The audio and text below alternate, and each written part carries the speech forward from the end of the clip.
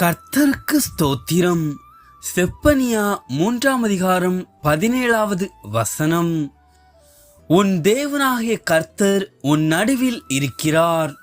அவர் வல்லமையுள்ளவர். அவர் இரட்சிப்பார்.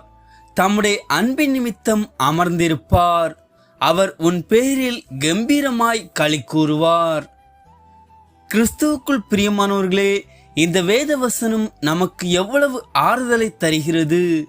கர்த்தர் நம்மீது அன்பாய் இருக்கிறபடியால் நம்மோடு எப்பொழுதும் கூடவே இருக்க விரும்புகிறார்.